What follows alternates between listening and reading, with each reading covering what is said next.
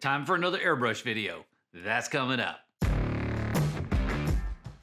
Hello everyone, my name is Daniel Reitz. This is Weaver Leather Supply. Today we're going to be taking a look at one of the top 3 requests that came in during our giveaway that we did like a month and a half ago, something like that. One of the top things that you requested was more airbrush tutorials, and that's what we're going to be taking a look at today. Specifically, how would I use an airbrush to paint the gnome that we've been working on, and what other painting techniques would we use to get this look? So 2 things really quick before we jump in. The first is that when you're airbrushing and videoing, it can be a real challenge to get an angle where I can see, where you can see, where it's in focus, it's close enough so you can see what's going on.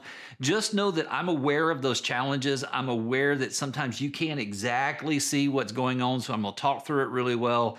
I'm doing my best to give you the best possible angle so that you can see what's happening. And number 2, I really truly had no idea what direction I was gonna take this painting. I knew that he looked cold, so blue felt right, but beyond that, I really didn't know what direction it was gonna go. Sometimes you just kind of have to start and see where the project takes you, and that's exactly what happened with this. With that in mind, let's go ahead and jump in and see where this thing goes. The first thing we need to talk about is what kind of airbrush stroke are we using? And really, it's just a simple shading stroke. We've done 2 videos on this so far. We will put a link in the description below. But we've done two videos so far that's going to give you a lot more information on this, but let's hit the basics really quick. So I'm using a dual action airbrush. Let me see if I can get that up there so that you can see it, get it in focus. So this is a dual action airbrush. This is the one from Weaver. When you push down on the trigger, you're gonna get air. When you pull back, you get paint. It works just like a throttle on the car. The more you pull back, the more you get. So as we start painting the project, one of the things we have to factor in is overspray. Overspray is a fact of life when you're painting with an airbrush, at least to 1 degree or another. But the good news is we can learn to control it and we can learn to offset it. And the way we do that, we have to take into consideration 2 things. That would be the distance from the canvas and the amount of paint that we're allowing to come out the end of the airbrush. So the way we're gonna control it, number 1, is we're gonna build up the color over time very slowly. And we do this by, small trigger pulls, allowing just a little bit of paint to come out the end of the airbrush. The other thing that we want to do is control the distance from the canvas. If you're in the 2 to 4 to 6 inch area, somewhere around in there, you're probably good. The closer you can get to the canvas, the better. So what we're doing right here, this is called color blocking. We're just laying down the foundation colors of the project. I'm using transparent paints. And with a transparent paint, it's easier to go from light to dark than it is the other way around. Another way you might be able to say that would be it's easier to paint in the shadows than it is to paint in the highlights. So let's talk about what paints I'm using real quick. What makes them transparent? All the paints that we're going to be using today are from Angelus, and Angelus paints are very, very opaque straight out of the bottle. That can be a good thing, but in this particular situation, we want them to be more transparent. And the way we shift them from opaque to transparent is by adding thinner to it. Angelus makes a great one called 2 Thin, the number 2 thin. You can also use airbrush thinner. You can even use water in a pinch, but really you need to save that as a last resort. The paints are gonna work much better if they have the thinner in them that was designed to go with them. So water needs to be an absolute last resort. By adding the thinner to the paint, it's gonna shift it from opaque to a transparent. So you can mix the paint in a separate bottle, you can mix it in the bowl of the airbrush, it's up to you. The next color that we're gonna be using is kind of a baby blue, so I'm gonna start with the 2 Thin, put the thinner in first, then I'm gonna add equal parts blue and white, just a few drops of each, then mix it up really well. If you do decide to mix it in the bowl, one of the things you need to be aware of is that little tray that's in the bottom of the bowl, it can sometimes get paint in there that doesn't get mixed up well. So just if you're conscious to make sure you mix everything up, you'll be fine. But if you do mix it that way, I would really encourage you to test it on a scrap piece of paper or something like that before you go to your project. I'm bad about spraying it into my hand. That way, if there is any pocket of paint or something like that that didn't get mixed up, you don't find out the hard way. So just as a quick reminder, I'm working the color in very slowly. I'm applying small amounts of paint over an extended amount of time, and I'm just a few inches off the canvas. That's gonna make sure that we minimize the amount of overspray that we get.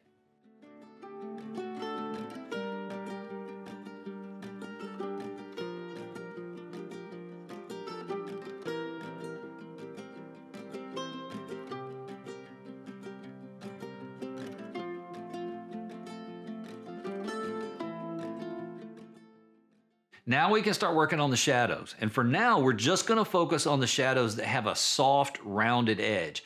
That's really gonna suggest a roundedness to whatever area it is that we're working on, which is exactly what you would see in a big thick mustache, a long beard, or a loose hanging robe like what he has here. But before we do that, I want to jump over to the tablet and show you exactly the areas that I'm talking about. I'm essentially going to be working in the areas that we used the modeling spoon in the previous videos. Where would the shadows naturally want to fall? Well, that would be in these recessed areas. Remember we talked about triangles and how hair naturally wants to fade in and out. That's where I'm going to be working to start with. Very light with the airbrush. We're just shaping the hair. That's all we're doing.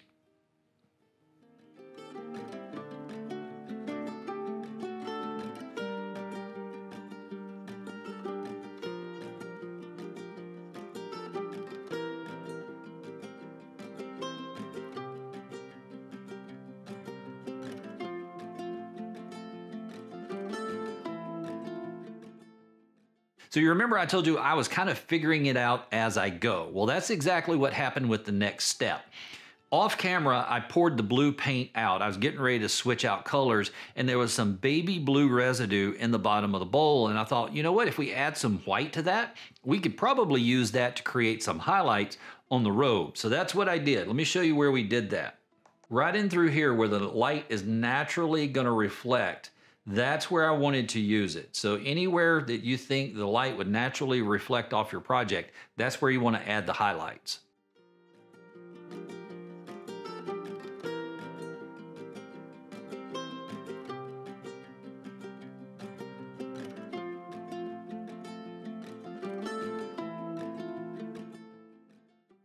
With that same light blue, I'm going to go in now and paint the stripes on his hat.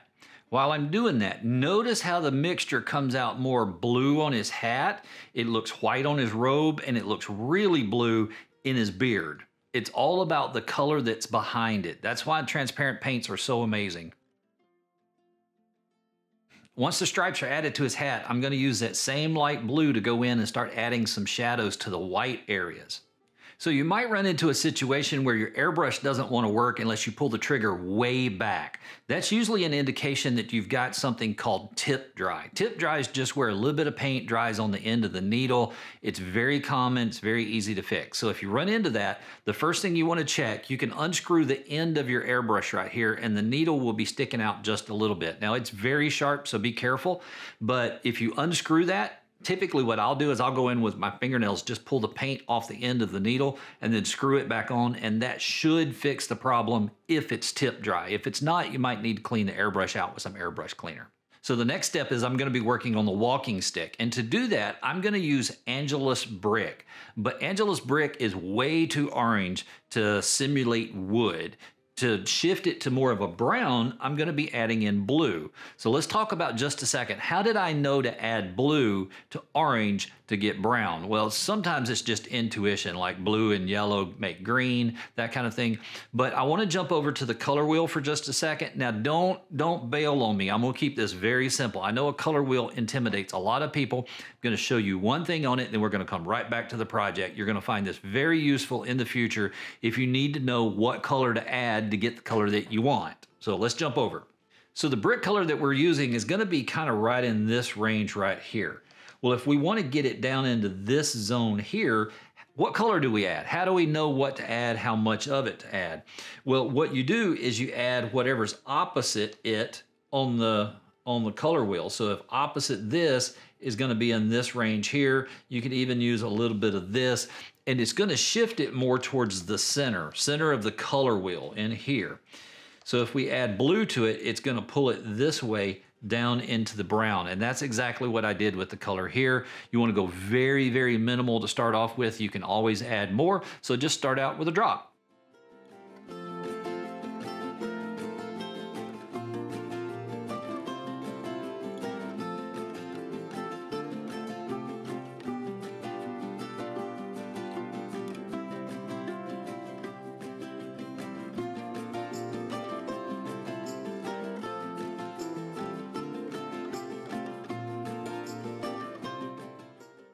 This is Angela's turquoise. I'm going to be using it to create some lowlights and some shadows in the project. I'm also going to be using it on his shoes. Black shoes, brown shoes just didn't fit with the composition, so I wanted to use the turquoise on his shoe, a little bit more whimsical. I'm also going to be using the same color on his glove.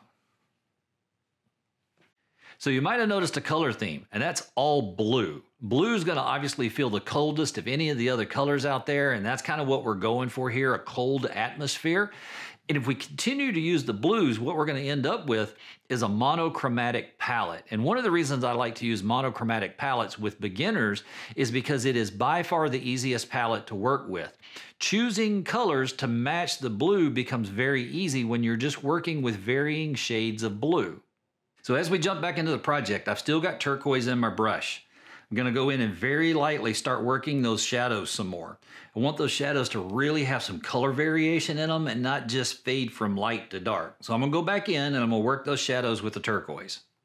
Now we can go back in and start working on some highlights, and hopefully you're starting to notice a pattern here. We're alternating between highlights and lowlights, and by alternating back and forth like that, that's what's going to create the depth and the tonal variation that we're looking for. For the highlights in the beard, I'm going to be mixing Angelus White with a drop of pewter. Now, why would I use pewter? Well, I want a grayish silver look to the beard, not just white or blue. And as the color goes on, you're going to notice that it looks white. But as it dries, it's going to pick up a little bit of that metallic pewter look, which is going to give it the shiny look that a lot of silver hair tends to have. Now, something to mention real quick before we go too much further, and that is before I started painting with an actual paintbrush, I sealed the project with an aerosol sealer. So I like picking up the clear aerosol matte sealers from like a big box home improvement kind of store, 3 to 5 coats, something like that. That'll lock in the previous layer so that your paintbrush doesn't lift them off. So as I'm working in the highlights, I'm just looking for obvious locks of hair, nothing complicated here. So what we might see here is like, here's one, here, here. And they're all different sizes, so you're just gonna kind of have to look and see what feels right, because your hair layout's gonna look different than mine. But these are the areas that I'm looking for. I'm trying to, I missed that one. I'm just trying to highlight the obvious locks of hair that naturally fall. That's all I'm doing.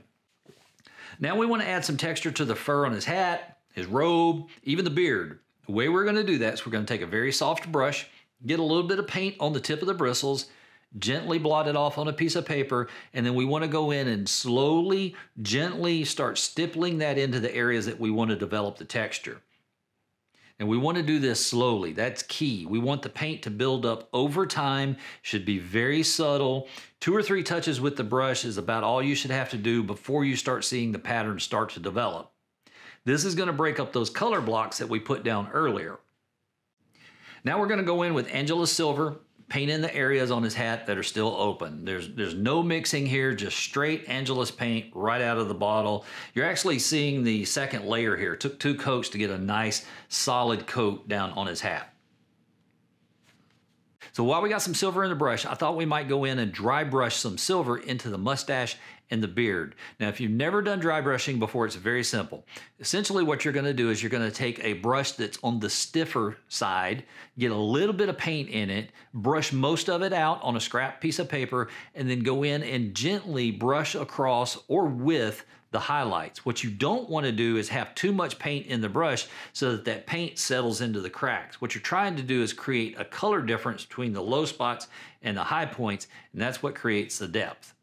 Now, full transparency, I had never dry brushed silver on top of white before in this setting, so I really didn't know what it would do. And really, you can't see the silver until the light hits it just right. But that's kind of what it would be like with real silver hair. So I was pretty happy with the way it turned out and decided to keep it in the project. So really quick, I gotta ask, if you're finding the video helpful, if you're enjoying it, do me a favor, click the like button. Tells me, tells YouTube, tells Weaver that we're on the right track and you want us to keep making videos like this. So I thought this was a good time in the project to go ahead and knock out the background. And there's all kinds of different ways that we could have addressed the background, different things we could have done with it. But I wanted it to be more of a backdrop, so I just went with a navy blue. Now, I don't have navy blue from Angelus. As far as I know, they might not even make it. They probably do. They make everything. but I didn't have it. So what I did is I added 1 drop of black to the blue, and that really pulled the blue back into that navy color that I was looking for.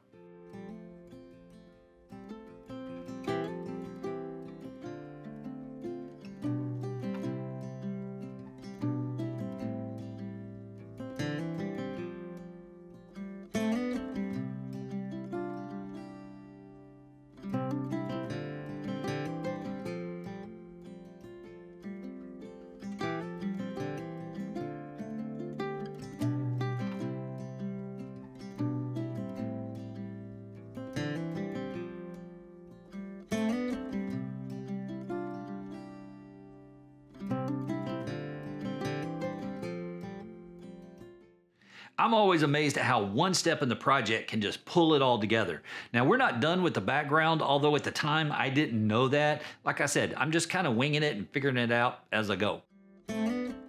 Gonna do a quick coat of black on the soles of his shoes.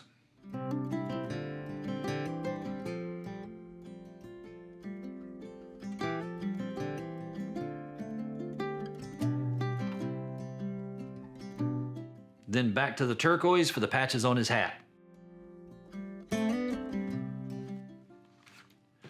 Now we're going to jump back to the pewter. We're going to use it to dry brush the highlights onto the soles of his shoes. Now it's very important that you do this lightly with the smallest amount of paint that you can. We don't want that paint to get down into the recessed areas of the soles of his shoes. That will totally wipe out the depth that we're going for here.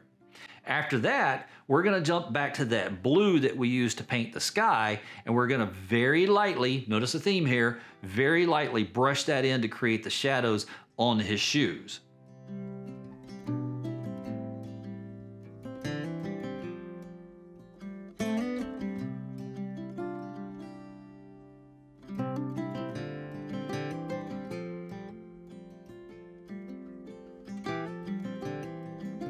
With the same brush, the same blue in it, almost empty. We want very, very little paint in the brush. I'm gonna go in and brush over the silver on his hat. The goal here is to add kind of a blue cast to the raised parts and leave the design that we etched in with a solid silver. It's gonna give us a little bit of a quilted look. So if you've been painting for very long at all, you're probably familiar with the next step, and that is that we're gonna create and use a wash on the project. Now, what's a wash? A wash is very watery paint that we put on the project and it settles into the low spots, kind of like antique would. The problem is it's water-based, and we just got finished putting a water-based paint on the project. So it's very important that we go in, we put 3 to 5 coats of that clear matte aerosol sealer on the project before we apply the wash to it. If we don't, that wash is just gonna lift a lot of the paint off that we just got finished putting in the project. Now, how do we make a wash? It's a very specific formula. Don't get it wrong, it's very important. 85% water, 13% paint, and 2% hope it works. Now, obviously I'm kidding. It's about 85% water and about 15% paint. So once you get it all mixed together, it should essentially look like colored water. The idea is to use it like a very wet antique, but here's a big difference. With antique, you wipe it on and you wipe it off. With a wash, you want to brush it on and gently blot it off. That will allow the wash to stay down in those low spots without smearing. So I want to point out, when I'm applying the wash, I'm only putting it in the areas where I want to develop more shadows or develop more depth and texture.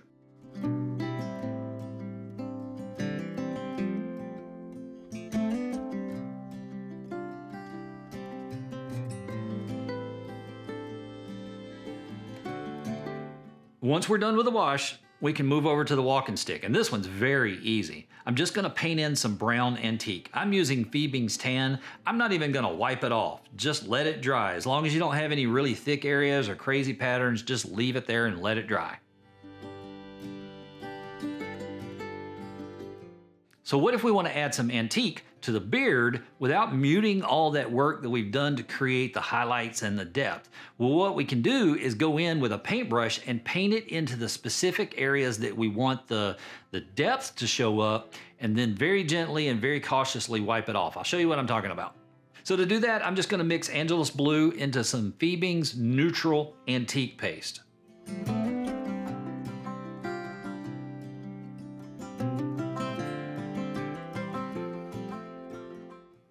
Yeah, it came out way too dark. So let's add in a little bit of white.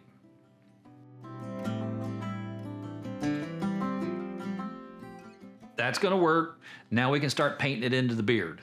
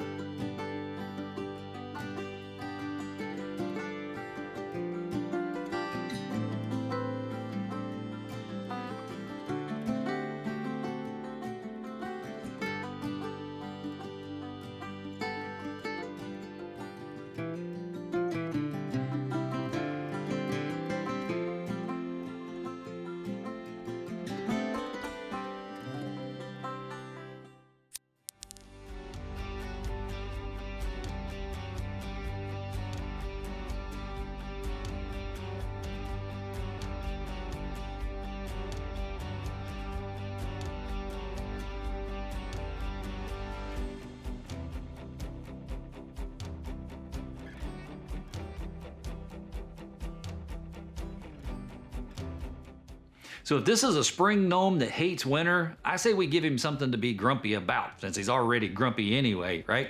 So instead of kind of browns and earth tones under his feet, let's make it snow. That should really ruin his day.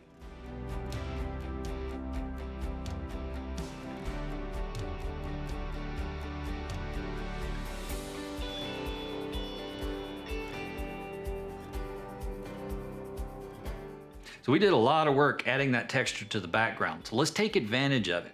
If we take that same baby blue antique and add it to the background, then immediately wipe it off, that should give us kind of a hazy effect. So how did I know this would work? I didn't. I thought it would work, but I didn't know. So I tried it in a really small area, knowing that if it didn't work, I could just go back, grab some of that blue-black paint that we used before and paint back over the top of it. So really, I didn't have anything to lose. So if we really want to irritate him, let's make it snow on him. But how do we do that? Well, the first thing we want to do is protect our paint job on him. Easiest way to do that would be to take the pattern that we used to create the carving, cut it out, lay it over the top of him, lay both flat on the table. Then we're gonna grab a brush that has stiff bristles, get a little bit of paint in those bristles, hold it flat over the top, maybe 12 inches over the top of the canvas, and just flick those bristles. You might wanna practice this before you try it on the canvas, but that's gonna give us kind of an out of focus snow effect.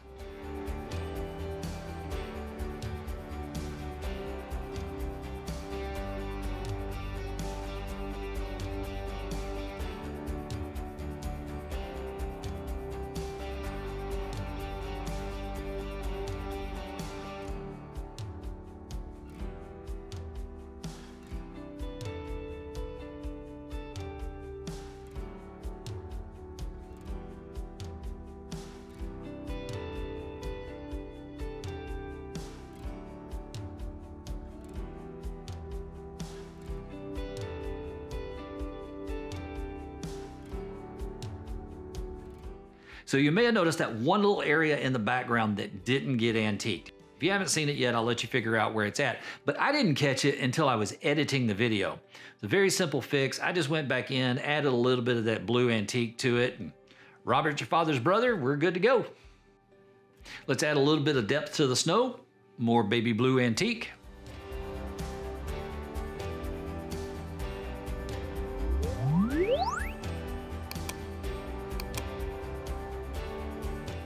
Paint those two sad little leaves that are trying to survive up there on his stick. And with that, we can finish this thing up.